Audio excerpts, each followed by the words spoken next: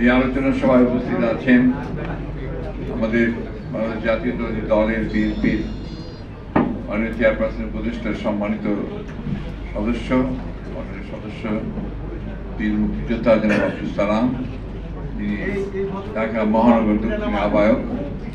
উপস্থিত আছেন বিএনপির সংগ্রামী প্রায় 450 মামলা, যার বিরুদ্ধে আমাদের খুব প্রিয় মানুষ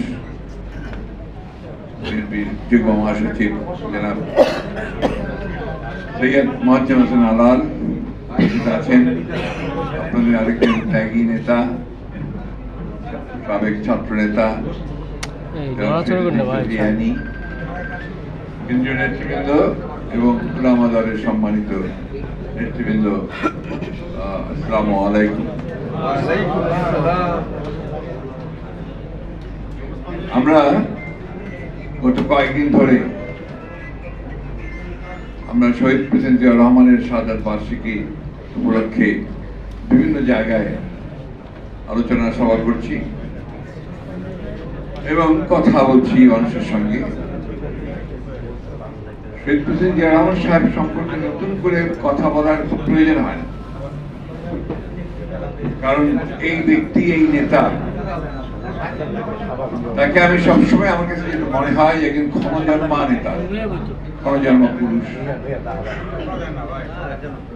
তিনি একজন অখ্যাত মানুষ ছিলেন 1971 সালের 26শে মার্চের আগে। এই দেশের একমাত্র সেনাবাহিনীর লোকেরা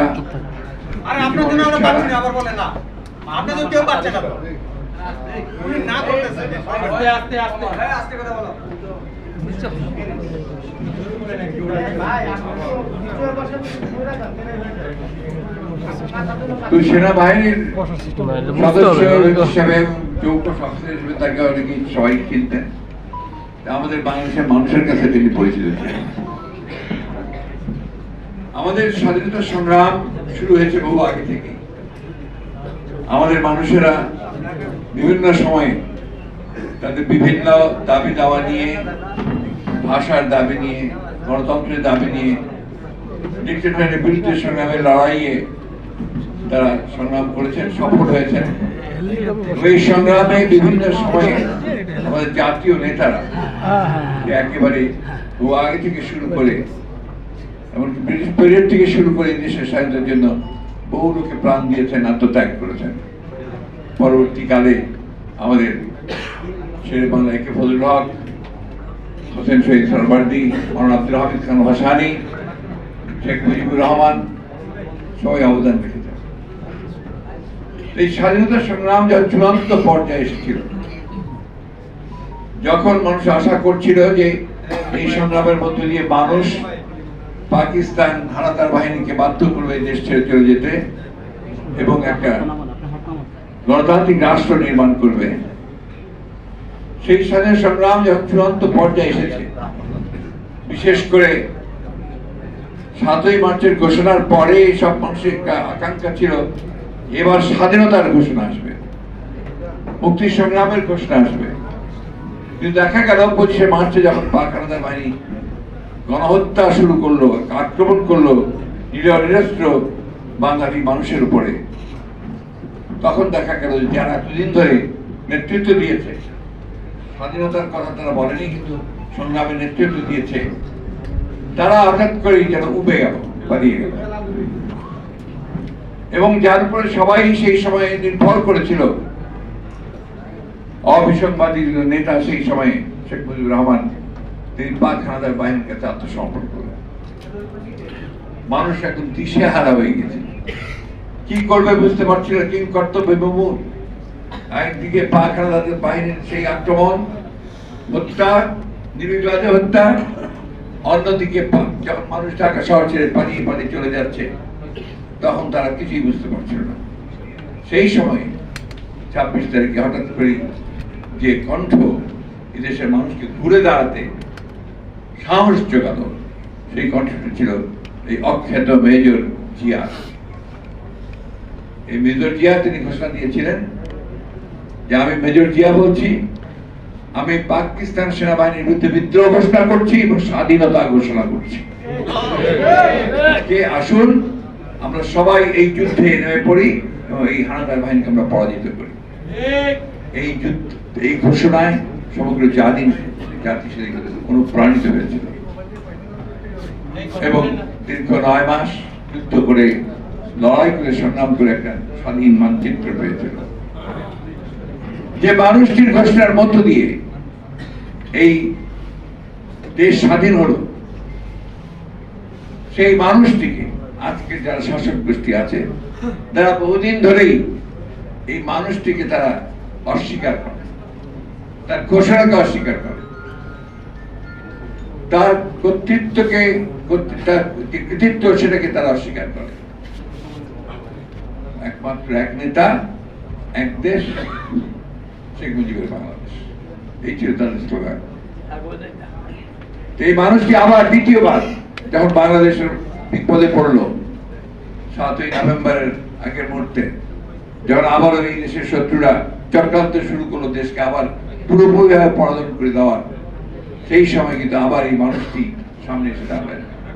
সেটা হচ্ছে আপনার 1975 সালের 7ই নভেম্বর সিপাহী জনতার বিপ্লবের মধ্য দিয়ে তাকে সামনে নিয়ে আসা হয়েছিল এবং তিনি সেদিন বলেছিলেন, আমি মেজর জেনারেল জিয়াউর রহমান বলছি, আপনারা সবাই শৃঙ্খলার মধ্যে আসেন। সেনাবাহিনী তখন আপনার কোনো শৃঙ্খলা ছিল না, সেনাবাহিনী থেকে তিনি শৃঙ্খলা ফিরিয়ে নিয়ে আসলেন এবং নতুন করে বাংলাদেশের মানুষকে তাদের জাতি গঠনে নির্মাণে অনুপ্রাণিত করলেন এবং সেই কাজে নামলেন। তারপরে ঘটনা অনেক লম্বা ঘটনা, সেই ঘটনা বর্ণনা করতে চাইব না। আমি যে কথাটা বলছি যে এই মানুষটি সেদিন ঘোষণা না দিলে আজকে বাংলাদেশ স্বাধীন হতো কি হতো আমি জানি না, নিশ্চয়ই হতো, তবে অনেক সময় লাগে। এই মানুষটিকে তারা অস্বীকার করে, তারা বলে তিনি মুক্তিযোদ্ধা ছিলেন না, তিনি পাকিস্তানের চর ছিলেন, এই সমস্ত মিথ্যা কথা বলে জনগণকে, বিশেষ করে নতুন প্রজন্মকে তারা বিভ্রান্ত করতে চায়। কিন্তু জিয়াউর রহমান প্রমাণ করেছেন যে তিনি হচ্ছেন সেই নেতা যিনি ভবিষ্যৎ দেখতে পেতেন এবং একজন আত্মত্যাগী নেতা যার মধ্যে কোনো লোভ লালসা বলতে কিছুই ছিল না। শতকরা 100% একজন সৎ মানুষ, শতকরা 100%। পরে দেখা গেছে যে তার শাহাদাতের পরে তার এই ঢাকা বলেন, দেশে বলেন, কোথাও একমাত্র গ্রামের বাড়ি ছাড়া কোথাও এক খন্ড জমি নেই, তার ব্যাংকে কোনো অ্যাকাউন্ট নেই, ব্যাংক ব্যালেন্স নেই। তিনি সত্যিকার অর্থেই হযরত ওমর রাদিয়াল্লাহু সাহেবের অনুকরণে জীবনযাপনের চেষ্টা করতেন। এই মানুষটি যখন এরা বিভিন্নভাবে চিত্রায়িত করার চেষ্টা করে, তখন আমরা এই দেশের মানুষ অত্যন্ত কষ্ট পাই, কারণ আমরা যার যেটা পাওনা তাকে সেটা দেওয়াতে বিশ্বাস করি। বন্ধুগণ, শহীদ জিয়া রহমানের অবদান বলে শেষ করা যাবে না, কারণ যে দেশটা ধ্বংসের দিকে চলে যাচ্ছিল, যাকে বলা হতো তলাবিহীন চুরি, 75 সালের আগে হেনরি কিসিঞ্জার, তখন মার্কিন পররাষ্ট্রমন্ত্রী, তিনি বলেছেন যে ওখানে সাহায্য দিয়ে তো লাভ নাই, কারণ ওটা হচ্ছে তলাবিহীন চুরি, ওখানে যা দেবেন সব চলে যাবে। এই কথার সমর্থন তো শেখ মুজিব নিজেই করেছেন। তার এখানে যে বক্তৃতাগুলো শোনায় দেখেন না টেলিভিশনে, শেখ মুজিবের বক্তৃতা শোনায় তো মাঝে মাঝে সেখানে তিনি বলেন যে আমার চারপাশে এখন সব চোর, অন্য দেশের মানুষ পায় সোনার খনি, বিভিন্ন খনি, আমি পেয়েছি চোরের খনি। এমন বললেন যে এত কম মূল্য বিদেশ থেকে সাহায্য হিসেবে আমার কম মূল্য গেল কোথায়? এটা প্রমাণ করে তখন তিনি প্রমাণ করেছেন যে এই দেশে তখন লুণ্ঠন, দুর্বৃত্তায়ন, চুরি আবার একইভাবে চলেছে। শুধু তাই নয় বন্ধুগণ, বিরোধী মতকে দমন করা, কোনো প্রতিপক্ষ থাকবে না, ভিন্ন মতকে উপেক্ষা করবে না, এই চিন্তায় তখনও তারা ছিল বলেই সেদিনও যারা বিরোধী পক্ষ ছিল তখনকার দিন জাসাদ, বাম রাজনীতিবিদগুলো, তাদের দলগুলো তাদেরকে নির্মম ভাবে সেদিন তারা হত্যা করেছে। এবং এই রাজনৈতিক দমন পীড়ন করার জন্য সে নতুন একটা বাহিনী তৈরি করা হয়েছিল, বাহিনীর নাম ছিল রক্ষী বাহিনী। এটা আমরা অনেকেই ভুলে গেছি, মনে করি না। সে রক্ষী বাহিনীর অত্যাচার এই এখন যেমন আপনার পুলিশ বাহিনীর র্যাবের অত্যাচার সহ্য করতে, তার চাইতেও ভয়াবহ ছিল। তার একটা নমুনা আমি দেবো আপনাদেরকে, যে সেই সময়ে আপনার বিরোধী পক্ষ যারা ছিল বা বাম রাজনীতি যারা করতো তাদেরকে তারা হত্যা করতো, দমন করতো। এটা সম্ভবত ঝিনাইদার একটা জায়গায় বাম রাজনীতি করতে এক ছেলে, তাকে ধরার জন্য রক্ষী বাহিনী সেখানে গেছে সেই গ্রামে গিয়ে, যখন ছেলেকে পায়নি তখন তার বাবাকে ধরে নিয়ে এসছে। তার বাবাকে বলছে তোমার ছেলেকে এই মুহূর্তে এখানে হাজির করো। তিনি বলছেন ছেলে তো আমার এখান থেকে থাকে না, সে তো বাইরে বাইরে থাকে, আমার বাসায় আসে না। তারপরে ওই ছেলেকে ধরে নিয়ে এসেছে, যেভাবে হোক ধরে নিয়ে আসার পরে সেই ছেলেকে তার বাবাকে বলেছে তার ওই ছেলেকে নিজের হাতে কোড়াল দিয়ে তার কল্লা কাটতে, না তাই করেছে। তারপরে ওই বাবাকে বাধ্য করেছে যে তার কুড়াল দিয়ে তার কল্লা কাটতে, আর সেই কল্লা দিয়ে তারা ফুটবল খেলেছে। কথাটা আমার না, কথাটা আপনি ইতিহাসে পাবেন, বইয়ের মধ্যে পাবেন। আর একজন মহিলা কমিউনিস্ট নেত্রী শান্তি সেন, তিনি যশোরের অধিকার একজন খুলনা বোধহয় সম্ভবত সেদিকার নেত্রী শান্তি সেনের স্ত্রী, তার বৌমা এবং হানুফা বেগম নামে আরেকজন নেত্রী, যিনি তখন আওয়ামী বিরোধী রাজনীতি করতেন, তাদেরকে তুলে নিয়ে এসে তাদেরকে 21 দিন যাবৎ নির্মম অন্যায় অত্যাচার করেছে। অত্যাচার করার পরে এমনকি তাদেরকে বস্তার মধ্যে ঢুকিয়ে চুবিয়ে পুরে চুবিয়েছে, তারপর তাদেরকে কারাগারে পাঠিয়েছে। সেই কারাগার থেকে আমাদের মওদুদ আহমদ সাহেব, ব্যারিস্টার মওদুদ আহমদ সাহেব, তিনি তখন হেভিয়াস কর্পাস করে তাকে বিচারকদের সামনে নিয়ে আসেন। বিচারক ছিলেন তখন দেবেশ ভট্টাচার্য, আমাদের এই দেবপ্রিয় ভট্টাচার্যের বাবা। তিনি ওই এজলাসে বসেই তাদের কথা শুনলেন, কাশের এজলাসে গিয়ে তাদের পরীক্ষা করলেন, তারপরে ফিরে এসে তিনি বলেন যে এই মুহূর্তে এখান থেকে তাদেরকে মুক্তি দেওয়া হলো, তাদেরকে দেশ বাসায় তারা ফিরে যাবে। তখন সেই মহিলা সেই বিবৃতি দিয়েছিলেন যে কি অন্যায় অত্যাচার নির্মম তাদের উপর করা হয়েছে। এটা ছিল দুটো ঘটনা বললাম। সারা বাংলাদেশে তখন তারা এই ত্রাসের রাজত্ব সৃষ্টি করেছিল। তখনও গুম হতো, তখনও খুন হতো, তখনও আপনার এই বিচার বহির্ভূত হত্যাকাণ্ড করেছে। তখন সহজে কেউ আল্লাহর নাম নিতে পারত না, এটা বাস্তব কথা। তখনও একই অবস্থা ছিল যে যদি কেউ ধর্ম ইসলাম ধর্মের কথা বলে তারপরে সেইভাবে একইভাবে তাদেরকে নির্যাতন নেমে আসত।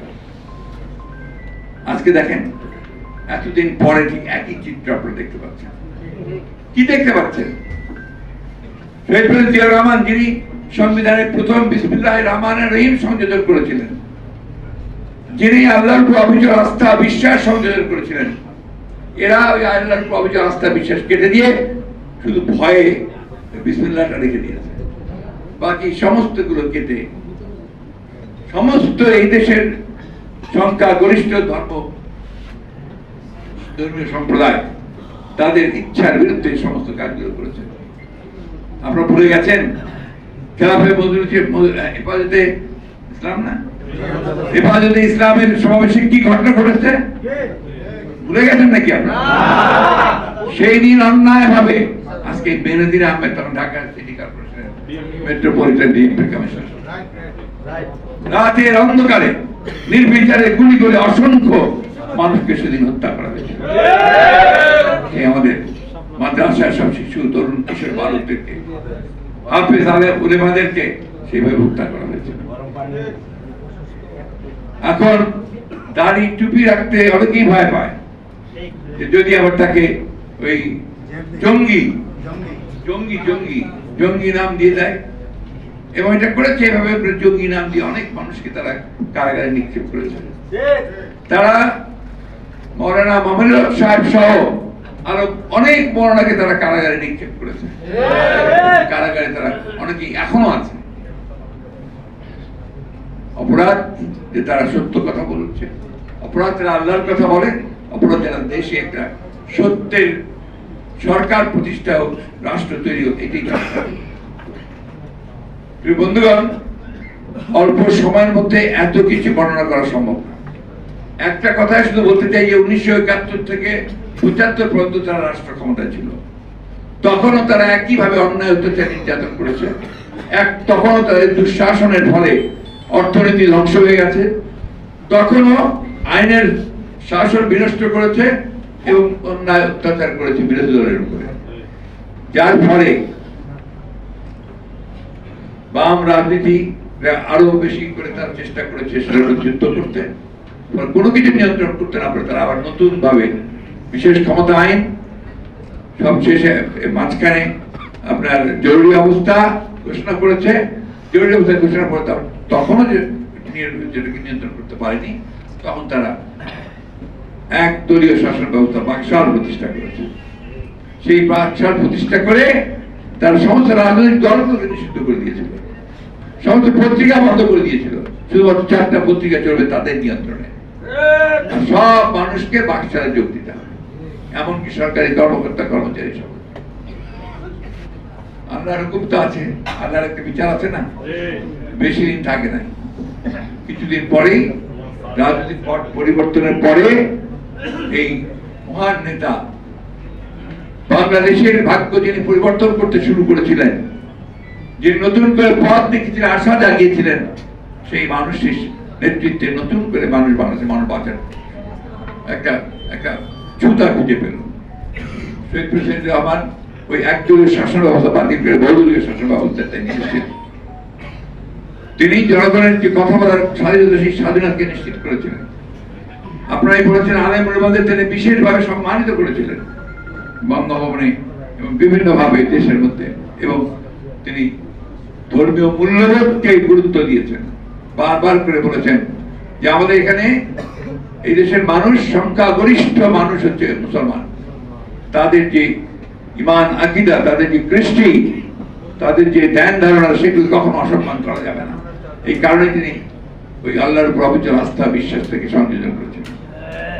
আমাদের একটা কথা মনে রাখতে হবে যে আমরা, তিনি যে নতুন জাতীয়তাবাদের যে তত্ত্ব, যে দর্শন তিনি নিয়ে এসেছিলেন, বাংলাদেশি জাতীয়তাবাদ, এটা কেন এনেছিলেন? কারণ এর আগে তারা বলতেন বাঙালি জাতীয়তাবাদ। বাঙালি জাতীয়তাবাদ বলে শুধুমাত্র বাংলা ভাষায় যারা কথা বলে তাদেরকে বোঝায়। তারা এই দেশে তো বাংলা ভাষা ছাড়া আরো অনেক কথাবার্তা বলে, অন্যান্য জাতি সত্তা আছে, চাকমা মারমা তারা আছে, তাই না? এখন পশ্চিম বাংলায় যারা আপনার বাংলায় কথা বলে তারা কি হবে, কোন দেশের হবে? আসামে যারা বাংলা ভাষায় কথা বলে তারা কোথায় যাবে? ত্রিপুরায় যারা বাংলা ভাষায় কথা বলে তারা কোন দিকে যাবে? সব মিলিয়ে তিনি নতুন একটা দর্শন সামনে নিয়ে এসেছিলেন। সেই দর্শন হচ্ছে বাংলাদেশি জাতীয়তাবাদ। সব বাদ দিতে পেরেছে, কিন্তু বাংলাদেশি জাতীয়তাবাদটা বাদ দিতে পারে নাই। ওটা যেন পাসপোর্টের মধ্যে লেখা হয়, ন্যাশনালিটি বাংলাদেশি ন্যাশনালিটি, তাই না? আজকে এই শহীদ প্রেসিডেন্ট জিয়া রহমানের যে অবদান, সে অবদানটা একটা ছিল সমস্ত কাঠামোগত পরিবর্তন। তিনি একদিকে একদলীয় শাসন বাকশালকে পরিবর্তন করে রাজনৈতিক যে পরিবর্তন আনলেন, সেটা হচ্ছে বহুদলীয় গণতন্ত্রের। বহুদলীয় গণতন্ত্র বুঝতে হবে, আমি বেশি কথা বলবো না, শুধু দু একটা কথা বলতে চাই যেটা আমাদের বোঝা দরকার। বহুদলীয় গণতন্ত্রটা হচ্ছে যে বিভিন্ন মত থাকবে, দল থাকবে, বিভিন্ন মতবাদ থাকবে, এগুলোকে প্রস্ফুটিত করতে হবে। তারা তাদের মতো করে ফুটবে, সৌরভ ছড়াবে, যেটাকে তিনি বলতেন এই সৌরভের মধ্য দিয়ে একটা ধারণা আসবে, সেটা বাংলাদেশি জাতীয়তাবাদের ধারণা।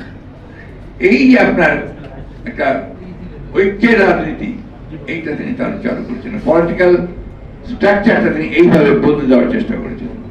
মানুষের মধ্যে আবার সেই আকাঙ্ক্ষা ফিরে এসেছিল, আবার মানুষ তাদের সুস্থ রাজনৈতিক পরিবেশে ফিরে এসেছিলেন।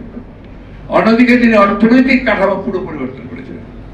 এর আগে ছিল একটা তথাকথিত একটা ভ্রান্ত সমাজতান্ত্রিক ধারণা দিয়ে ক্লোজড ইকোনমি, নিয়ন্ত্রিত ইকোনমি, যেখানে সব জাতীয়করণ করা হয়েছিল, জাতীয়করণ করে চুরি লুটপাট এগুলো করাই হচ্ছিল। সেটাকে তিনি পরিবর্তন করে তিনি মুক্ত বাজার অর্থনীতি, ব্যক্তি উদ্যোগ, বেসরকারি উদ্যোগ এগুলোকে তিনি প্রাধান্য দিলেন, যার ফলে দেশের অর্থনীতি অনেক বেড়ে গিয়েছিল। কৃষিতে বিপ্লব করেছিলেন, শিল্পতে আপনার সব জায়গায় ব্যর্থ ছিল, সেখানে 2 শিফট 3 শিফট উৎপাদন করে নিয়ে এসে তিনি সেখানে আপনার উৎপাদন বাড়িয়ে দিলেন।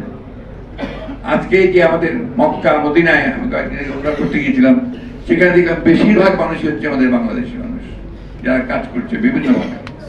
এই শুরু করেছিলেন এই শহীদ প্রেসিডেন্ট জিয়া রহমান, বিদেশে লোকদেরকে পাঠানো, এবং বলেছেন আপনি, আমি রিপিট করতে চাই না।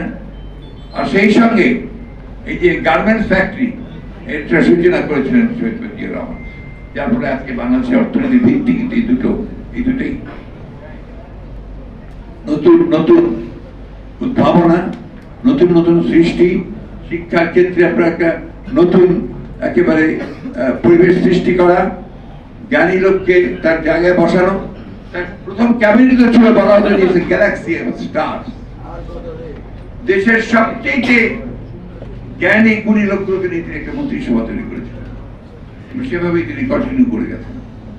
সেই মানুষকে তো এমনি এমনি হত্যা করা হয় না, হত্যা করা যদি তিনি যে নেতৃত্বে থাকতেন, তাহলে আপনার এই যারা আমাদের প্রভুত্ব করতে চায়, আধিপত্য বিস্তার করতে চায়, তারা সেটা করতে পারবে না, বাংলাদেশ নিজের পায়ে নিজে দাঁড়াবে। এটাই ছিল তার স্লোগান, সেলফ রিলায়েন্স হতে হবে, আত্মনির্ভরশীল হতে হবে।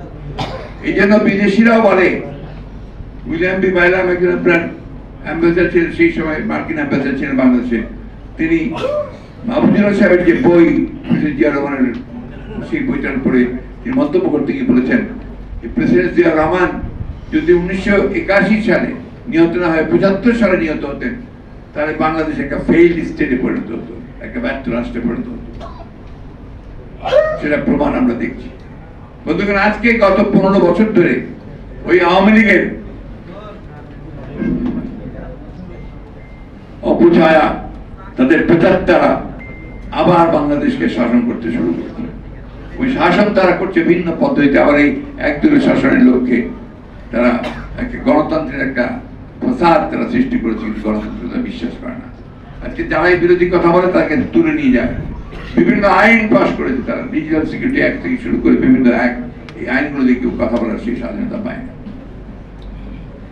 আজকে হাজার হাজার মানুষকে তারা গ্রেফতার করে। দেশনেত্রী বেগম খালেদা জিয়া, তাই তারা অন্যায়ভাবে মিথ্যা মামলায় আটক করে রেখেছে প্রায় 6 বছর ধরে। আজকে আমাদের লক্ষ লক্ষ মানুষের বিরুদ্ধে মিথ্যা মামলা, 60 লক্ষের উপরে মানুষের বিরুদ্ধে মামলা হয়েছে। 27,000 নেতা কর্মীকে তারা একদিনে 2-3 দিনের মধ্যে গ্রেফতার করেছে, এই 28 অক্টোবর পরে। আপনারা খেয়াল করে দেখবেন, যখনই আমরা আন্দোলন করি, যখনই আমরা জনগণকে সঙ্গে নিয়ে রাস্তায় নেমি, তখনই তারা একেবারে হায়নার মতো ঝাঁপিয়ে পড়ে, এবং তাদের এই পুলিশ বাহিনী, তাদের র্যাব, এই বাহিনীগুলি তারা আক্রমণ করে। আজকে বেনজির সাহেব, তিনি ছিলেন পুলিশ বাহিনীর প্রধান, র্যাবের প্রধান, তার বিরুদ্ধে যখন সমস্ত কাগজ পত্রিকাগুলোতে তার অপকীর্তি, তার চুরি, তার দুর্নীতি বেরিয়ে আসছে, তখন আওয়ামী লীগের সাধারণ সম্পাদক সাহেব বলছেন, সে কি আওয়ামী লীগ করে? আওয়ামী লীগের নাম ছিল কিনা জানি না, আওয়ামী লীগকে ডিফেন্ড করবার জন্য, তাকে ক্ষমতায় রাখার জন্য তিনি তার সর্বশক্তি নিয়োগ করেছেন। কারণ ওই নির্বাচনের সময় তিনি র্যাবের ডিজি ছিলেন, সেই সঙ্গে পরিষ্কার প্রকাশ্যে বলেছেন যে সেই সরকারকে, সেই দলকে ভোট দিয়ে যারা উন্নয়ন করতে যাচ্ছে, তাদেরকে আমরা উন্নয়নের পক্ষে আছি। আজকে তার এই কথাগুলো বলার কথা না, যদি সে বলেছে, এবং সে যত রকম করে পারে বিরোধী দলকে সে নির্যাতন করেছে। তারা বেআইনি ভাবে হত্যা করেছে, জুডিশিয়াল কাস্টডিতে হত্যা করেছে, গুম করেছে, খুন করেছে, এবং মিথ্যা মামলা দিয়ে, এই গায়েবী মামলাটা বলতে সেই সময়কার তৈরি সমস্ত পুলিশের আইজি এখন যিনি আছেন, তিনিও স্যাংশন প্রাপ্ত ছিল, 9 জনকে স্যাংশন ছিল বেনজির সহ। এই একটা অবস্থা এই সরকার। আবার আরেকজন আপনার সাবেক সেনাবাহিনীর প্রধান আজিজ, তাকে তারা অনেককে ডিঙিয়ে তার দুই ভাই চিহ্নিত সন্ত্রাসী জেনেও তাকে তিনি আর্মির চিফ করা হয়েছিল এবং তার যে কাজ সেই কাজটা তারা করে নিয়েছিল, নির্বাচন পার করে নিয়েছিল। প্রধানমন্ত্রী আরেকটা ভয়ঙ্কর কথা বলেছেন কয়েকদিন আগে। তিনি বলেছেন যে সাদা চামড়ার লোকেরা নাকি তাকে বলছে যে তাকে এখানে কোন একটা দেশের এয়ার বেস করতে দেওয়ার জন্য, অর্থাৎ সেখানে তাদের জঙ্গি বিমান নামবে, সেটাকে তারা এয়ার বেস হিসেবে ব্যবহার করবে। আর বাংলাদেশের একটা অংশ অর্থাৎ চট্টগ্রাম এবং মিয়ানমারকে নিয়ে নতুন একটা খ্রিস্টান রাষ্ট্র তৈরি করবার তার চেষ্টা করছে। আমি গতকাল বলছি, আজকে আবার বলছি যে প্রধানমন্ত্রীর উচিত হবে এই মুহূর্তে জনগণের সঙ্গে তার প্রকৃত ব্যাখ্যা তুলে ধরা, কারা এটা চাইছে এবং কেন চাইছে, আর আপনারা কেন এটাকে এতদিন পরে প্রকাশ করছেন, এটা আমরা জানতে চাই। কারণ আমাদের বাংলাদেশ স্বাধীনতা সার্বভৌমত্বের প্রশ্ন, এটা আমাদের সার্বভৌমত্বের প্রশ্ন। আপনাদের হাতে স্বাধীনতা কোনদিনই নিরাপদ না। আপনাদের এর আগের পররাষ্ট্রমন্ত্রী তিনি তো বলেই ফেলেন পাশের একটা দেশের ব্যাপারে তাদের সঙ্গে তাদের সম্পর্ক হচ্ছে স্বামী স্ত্রীর সম্পর্ক। তো যদি স্বামী স্ত্রীর সম্পর্ক হয় তাহলে আপনি আর সেখানে কি করে তারা যে অন্যায় ভাবে আমাদের সমস্ত ন্যায্য পাওনা যেগুলো সঙ্গে আমাদেরকে বঞ্চিত করছে সে ব্যাপারে তো করতে পারছে না। আমাদের পানির হিস্সা দেয় না, আমাদের তিস্তা পানির হিস্সা দেয় না, ফারাক্কার হিস্সা দেয় না। 154টা নদী, অবিভক্ত নদী, সেই নদীগুলোর আমরা পানির হিস্সা পাই না। সীমান্তে আমাদের হত্যা হয়, সেই সম্পর্কে একটা টু শব্দ করে না। আজকে এই জিনিসগুলো আপনাদেরকে দেখতে হবে। আপনাদের উপরে আলেমুলামাদের উপরে যে অত্যাচার নির্যাতন, ধর্মপ্রাণ মানুষের উপরে যে অত্যাচার নির্যাতন, আর একটা ভয়াবহ ঘটনা করছে, এটা আপনারা কে কতটুকু খেয়াল করছেন আমি জানি না। সেটা হচ্ছে যে প্রাইমারি স্কুলের যে টেক্সট বইয়ের মধ্যে এগুলোর মধ্যে এমন এমন কারিকুলাম আনছে যা আমার কালচারের বিরুদ্ধে, আমার কৃষ্টির বিরুদ্ধে, আমার ধর্মের বিরুদ্ধে। এগুলো আমাদের কখনোই কোনো কালে আমরা চিন্তা করিনি। আমরা বড় হয়েছি ইসলামিক যে চিন্তাধারা, সেই চিন্তা আমাদের পরিবারের মধ্যে আমরা বেরিয়েছি। অন্যান্য ধর্মের লোকেরাও তাদের কিন্তু সে একটা ধর্মীয় একটা প্রভাব তাদের মধ্যে ছিল বলে তারা সেইভাবে বেরিয়েছে। আজকে সেইখান থেকে সম্পূর্ণভাবে বের করি একটা ধর্মহীন একটা রাষ্ট্রে পরিণত করবার চেষ্টা করা হচ্ছে। বন্ধুগণ, শহীদ প্রেসিডেন্ট জিয়া রহমানের শাহাদাত বার্ষিকী পালন করার উদ্দেশ্য একটাই, বারবার করে শহীদ প্রেসিডেন্ট জিয়া রহমানকে শুধু স্মরণ করলে হবে না, মনে করলে হবে না, তাকে অনুসরণ করতে হবে। এবং আজকে যে দানব গত 15 বছর ধরে আমাদের ঘাড়ের মধ্যে, বুকের মধ্যে চেপে বসে আছে, একে সরাতে না পারলে কিন্তু আপনার স্বাধীনতা থাকবে না, আপনার সার্বভৌমত্ব থাকবে না। আমার এই ভোটের অধিকারকে ফিরিয়ে আনতে হবে। আজকে দেখেন ভারতবর্ষে ভোটের অধিকার আছে বলে কিন্তু তারা অন্তত ওই যে মোদীর 3 বার একেবারে নিরঙ্কুশ সংখ্যা গরিষ্ঠতা পেয়ে ক্ষমতায় যাওয়ার যে ইচ্ছা বাসনা, সেটাকে কিন্তু তারা রোধ করে দিয়েছে। আজকে সব একক সংখ্যা গরিষ্ঠতা তারা পাচ্ছে না।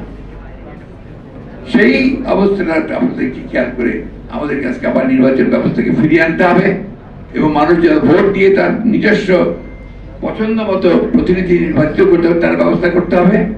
দেশনেত্রী বেগম খালেদা জিয়াকে যেন আমরা ফিরিয়ে আনতে পারি, মুক্ত করতে পারি, তার চিকিৎসার ব্যবস্থা করতে পারি, তার জন্য আমাদেরকে সংগ্রাম লড়াই করতে হবে। আমাদের নেতা তারেক রহমান সাহেব যিনি বিদেশে নির্বাসিত আছেন মিথ্যা মামলায়, তাকে ফিরিয়ে আনবার জন্য আমাদেরকে সেই সংগ্রাম করতে হবে। সর্বোপরি দেশের মানুষকে মুক্ত করবার জন্য আমাদেরকে সংগ্রাম করতে হবে, আমার অধিকারকে ফিরে পাওয়ার জন্য সংগ্রাম করতে হবে। যে কথাটা অনেকে বলেছেন, আমি সবসময় বলি যে এই সংগ্রামের লড়াই তো আমার জন্য নয়, আমাদেরকে যারা বসে তাদের কারোর জন্য নেই। এই সংগ্রামের লড়াই হচ্ছে আমার দেশের মানুষকে মুক্ত করবার জন্য, আমার স্বাধীনতাকে রক্ষা করবার জন্য।